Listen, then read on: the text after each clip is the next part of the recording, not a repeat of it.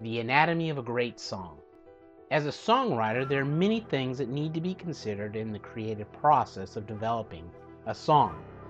There are many factors that need to be in place to have that great song. In this presentation, I'm going to go through a journey of these different factors.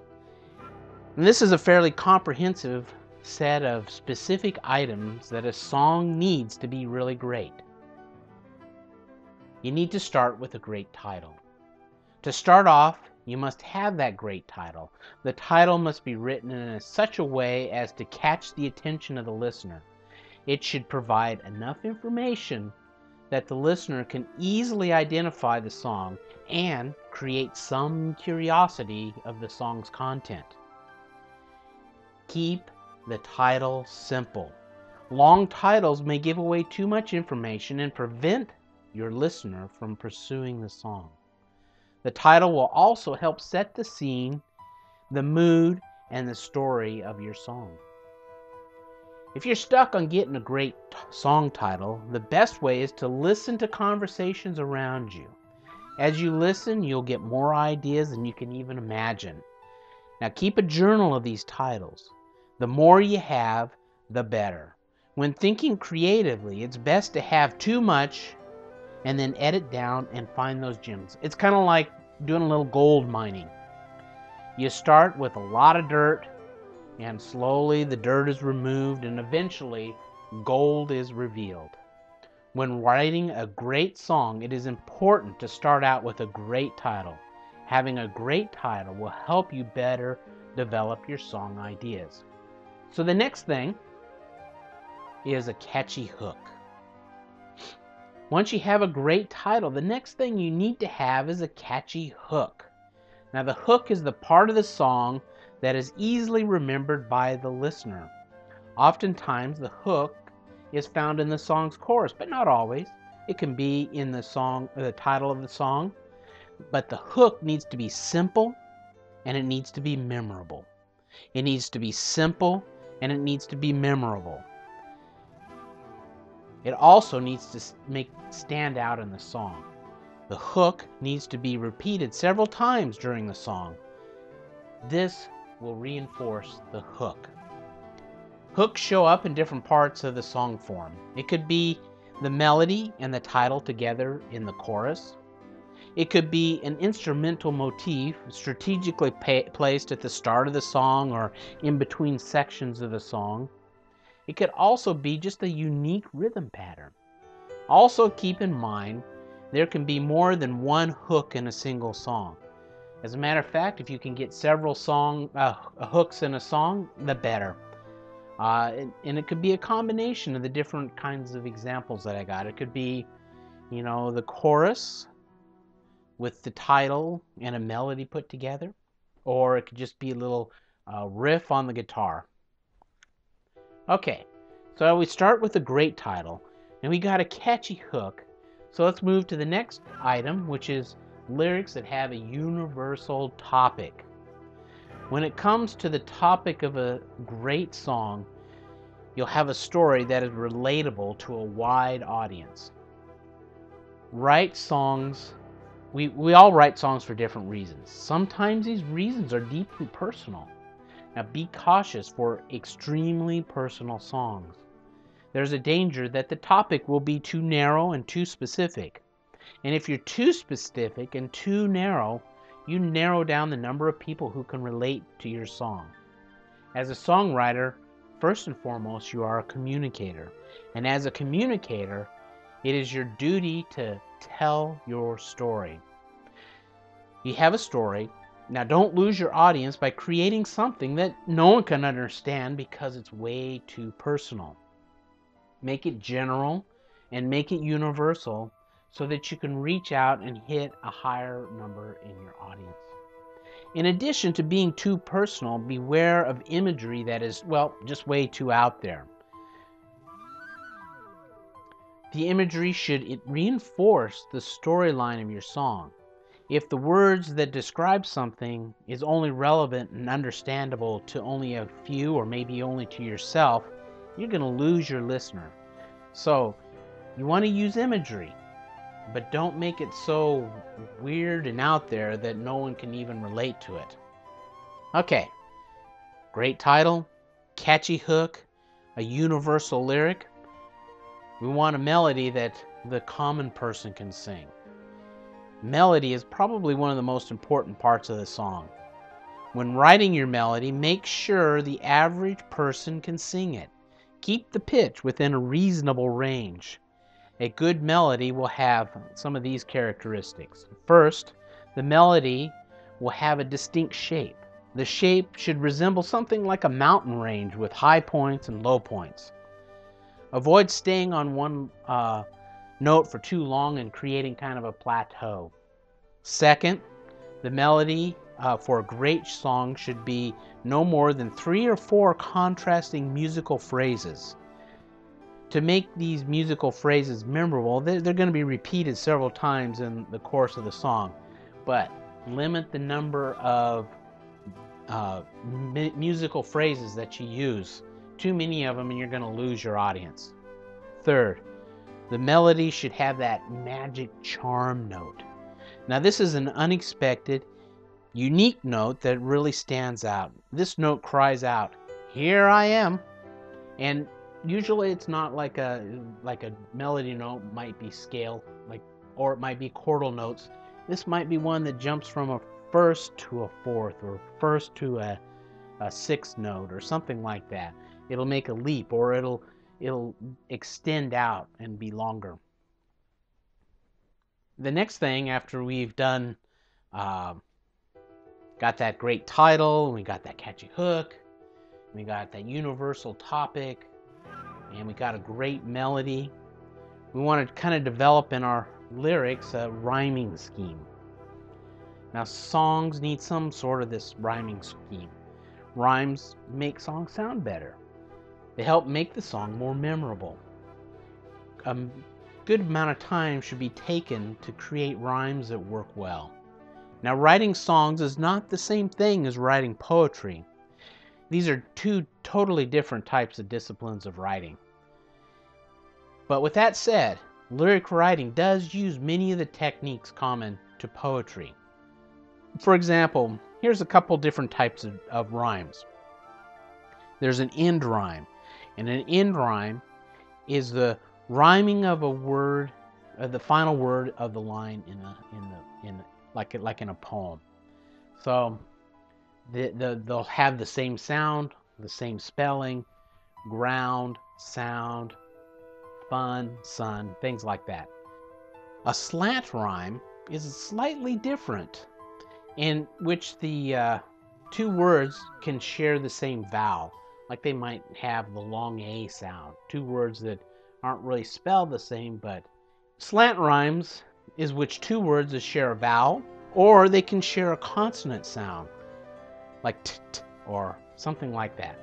And there are many more of these types, but these are the most common: an end rhyme and a slant rhyme.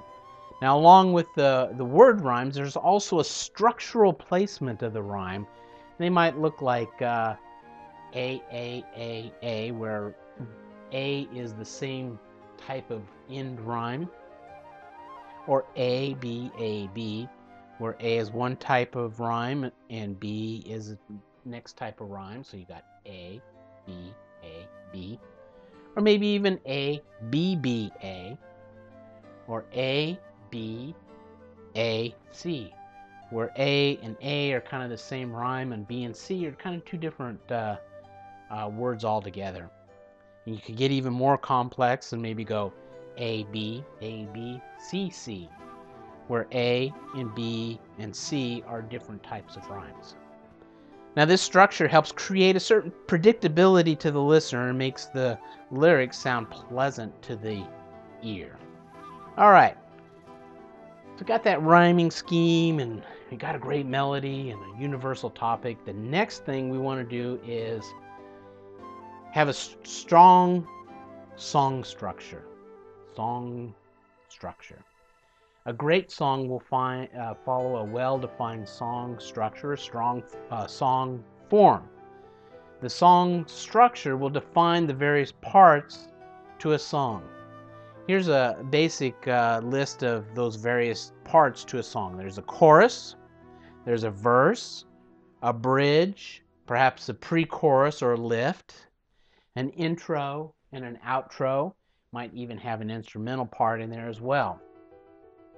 At the very least, a song needs at least a verse. And this is the part of the song where the story is revealed. Depending on the type of song, it will either have a refrain or it'll go into a chorus. Now, there's a slight difference between a chorus and a refrain, and I'm going to just kind of hit it real quickly here. A chorus is basically a different section with a kind of a synopsis of the verse.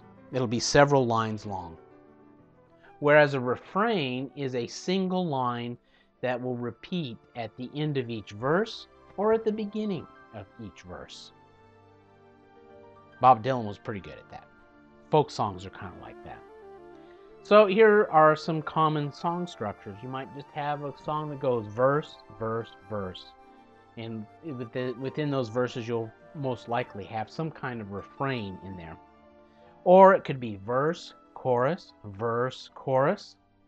Very simple, strong song structure. Or it could be verse, chorus, verse, bridge, chorus. Or even a more complex one could be an intro with a verse and then add a pre-chorus to go into the chorus.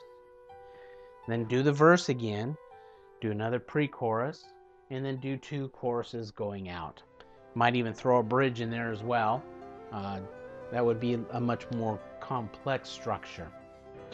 But these structures help to breed kind of a predictability in the song. The listener is going to expect to hear the different parts of a song. If you don't provide it, they're going to lose interest in the song, and it won't be a great song. All right, you got that song structure. You got a great melody, universal lyrics that with that universal topic. So next thing that a great song is going to have is a good chord progression. Now, these chord progressions are going to add harmony to the melody. That's the primary function of this chord progression. And it's a series of chords that are repeated throughout the course of the song. The progression can be the same throughout the song, or each section of the song will have its own unique set of chord progressions. For example, the verse may have one chord progression, and the chorus may have a different set of chord progressions that will repeat through each section. The chord progression's function is pretty much to enhance the melody. Now, the melody will also dictate the harmony that is behind it. Choosing certain chords with a specific pitch will change the characteristic of that pitch. It can change the note from, say, a release note to a tension note. And this will add interest in your song. Now, when creating a chord progression, there are certain chords that work well and others that don't. And there's a whole subject on music theory on how to create chord progressions that work, and we'll save that for another day. But here are some more common chord progressions in the key of C. You could have like a chord progression that goes C, F, C, F, or C, F, C, G, or C, G, A minor, F, C, A minor, F, G, A minor, F, C, G. Go ahead and try these different ones and see how these progressions work in your melody. Now, these are only just kind of a tip of the iceberg of the various chord progressions that are out there, and because there's literally hundreds of them that are out there. Okay, the next item is when you write your song, you need to set a time limit on that song. As a general guideline, a great song will be about 3 to 4 minutes long. This is especially true of like popular songs or popular song genre. Make it your goal to make your song fit this time frame. If you find that your song is less than this time frame, chances are you've not developed your story enough to create enough interest in the song. If you find that your song is longer than this time frame, chances are you're just providing way too much information. It's going to sound like you're rambling on and you're going to bore your audience. Listeners will tune out your song if it exceeds the time frame. Okay, so we've got all of these elements put together that's going to make a great song. We're going to finish it off here with the production and the presentation. Now you've worked really, really hard to get this song so that it's really crafted really well. Let's not blow it by blowing the production and the presentation of it. So this is the art of producing the song. Keep in mind, a great song will always be a great song. And some producers are going to be able to hear a song, but you got to help them. Production and a bad production and presentation can hinder the success of a great song. It is a vital part of the entire package. The most important part in song presentation is the singer. The song must have a singer that can sing in key and provide the right feel and the right emotion. You got to match the song with the singer, and that's an art all in of itself. Get the wrong singer for the right song, it isn't a great song. The next thing you need to consider is the recording and the production of the song. A bad mix or poor mastering will make a great song just kind of sound mediocre. So you got to take some time in that production of with the mix and with the mastering, that you do not kill a great song.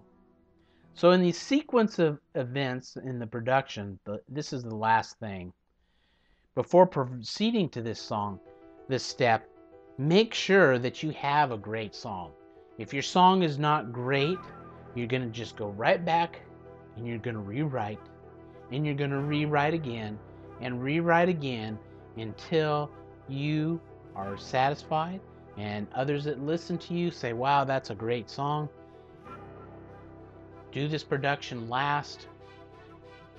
Make sure it's all there. The worst thing you can do is to put together this song and then find out that something needs to be rewritten, and you've gone through all of this cost of production and you need to redo it all over again. Make sure it's ready before you get into production and into your presentation. Okay, the finale here. Ready? When it comes to writing great songs, there are a lot of elements that need to be in place, as we've learned. Several of these elements that we covered here. So is this a comprehensive list? Probably not. But these are some of the major elements to a great song. Now let's take these ideas and start creating your great song today.